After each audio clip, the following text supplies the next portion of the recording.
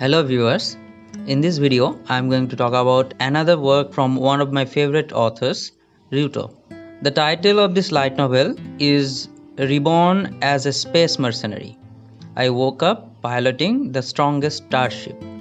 The novel itself is nothing revolutionary, it's just your standard Isekai but with a Star Wars twist. Imagine an Isekai but in space, with elves, dwarves, and all that fantasy stuff. However, as I've already said in one of my past reviews of Ryuto's light novels, what makes his work special is not the premise itself, but the way the novel is written and executed. His works might be full of common cliche tropes, but he makes them interesting by adding a few extra subtle components. The protagonist is a typical hardcore gamer dedicated to sci-fi games. Then one day he suddenly finds himself at the helm of his in-game starship in the middle of space in a seemingly unknown universe. Unable to find any clue as to why or how he ended up like this, the protagonist doesn't panic and remains calm about the whole situation. Then after assessing his situation, he sets course towards the unknown without a set plan or goal. The protagonist's personality is far from your run-of-the-mill cliché isekai protagonist. He is selfish and certainly not some pushover. He only moves when it involves profit or a reward. He is straightforward, decisive, and confident in his own skills. He is a gamer through and through. The protagonist himself doesn't have any game-like system or magical cheat powers. He actually uses his skills and smarts to win his fights. His military-grade spaceship is fairly overpowered, and you can think of the ship as his only cheat. He is literally the only one who can pilot it as well. He pilots the spaceship like he used to in the game, so that allows him to pull off crazy maneuvers impossible for other pilots. The central focus of the protagonist's strength is placed on the advanced technology, piloting skills, and outsmarting his enemies. He wins his fights with his abilities trained to the max, from being able to freely die in the game before being isekai, with of course his trusty spaceship. This light novel actually follows through when it comes to the harem, and the fan service is actually quite decent, as it usually is with Ryuto's novels. The protagonist here is not the usual herbivore, dense Japanese man who refuses to acknowledge his growing harem. The author doesn't go out of his way to force the protagonist to stay as a virgin. There is no unnecessary cock-blocking and blue-balling in this story. The process of how he encounters his harem members is a bit cliché. Each of the harem members are people who he saves from some dire situations by the virtue of his overpowered spaceship and his genial nature. It kind of becomes a recurring plot point. However, the author actually uses these encounters to move the plot from one arc to another, so it's quite well thought out. Now, the thing that sets it apart from other harem isekai is what happens to them after the sex. The love interests don't fall in love with the protagonist instantly, or just because they had a physical relationship. They take their time to know each other as they live together and experience incredible adventures. Their interactions are quite decently written for light novel standards. The love interests have their own distinct personalities and they develop with time and experience. They don't just depend on the protagonist like pretty flower vases. They have their own goals and they work to achieve those goals. They each have some valid reasons for gravitating to the protagonist, and their interactions are quite interesting. Opinions on this next part might differ from person to person, but I find the protagonist's straightforward nature quite refreshing.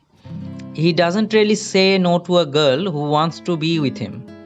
He just directly accepts their advances. He does seem like he genuinely loves his love interests, and the author also doesn't shy away from explicitly showing that as well. The relationship build-up between the various side characters is not as rushed as most isekai out there. Each of the characters have their own characteristics, which they stay true to. The story develops at a reasonable pace. There are various story arcs in which the protagonist and his crew go from seemingly one self-contained adventure to another without any overarching plot to tie them all together. There are, however, many subplots that could potentially link all the arcs together in a grand plot line. There are also some elements in the plot that give the story a sense of mystery. It makes you want to follow the protagonist as he gets thrown into various grand adventures that might have connections to those mysteries. There's a fair amount of plot armor involved, but as I always say, what is an action fantasy isekai without its plot armor? As of the current volume, the protagonist and his crew just spends their days hunting pirates and sightseeing across the known universe. The protagonist has taken the job of pirate hunting to an almost artistic level. He just goes around hunting pirates for pocket change until some big incident finds its way to him, and it tends to happen quite frequently. The world building is one of the main features of this light novel. It's a nice break from the overdone sword and magic fantasy isekai we see everywhere these days. The universe that this light novel is set in is one where civilizations are thoroughly spacefaring. There are various empires and their territories span multiple solar systems, and their conflicts are on a galactic scale. All these empires have nobles who are ranked similar to the medieval era. However, they are the same as any other isekai, mostly rotten with a few good ones here and there.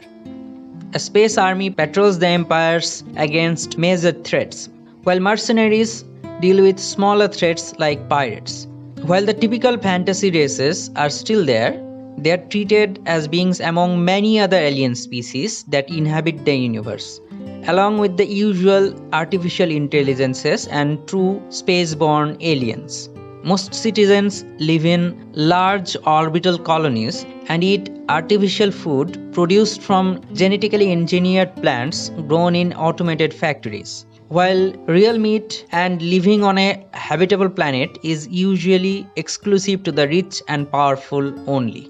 There are planets where indigenous species live their lives, strictly adhering to their traditions and somewhat disconnected from the rest of the universe. These planets are thought of as exotic lands where most don't dare to visit. There are also various industries and corporations that span across the universe. How the protagonist deals with them is quite interesting. All these elements together will give you a feeling the usual isekai novel never could. As I have mentioned before, the pacing of this light novel is fairly slow. That is because this light novel also falls under the slice of life genre. Most of the storyline revolves around the protagonist's interactions with his crew members and how he influences the world around him through his various adventures. There's also a fair amount of action. It has well-written combat without encroaching on the usual mecha cliches. The battles are quite well described and enjoyable to read without being over the top. To sum up, as of volume 5, this light novel seems like a very well-written slice of life of a battle maniac space mercenary. So if you like this kind of things, I highly recommend that you give this light novel a try. That's all for this video. If you like my work, please like, comment, share and subscribe to this channel. Stay safe and healthy till we meet in the next video. Thank you.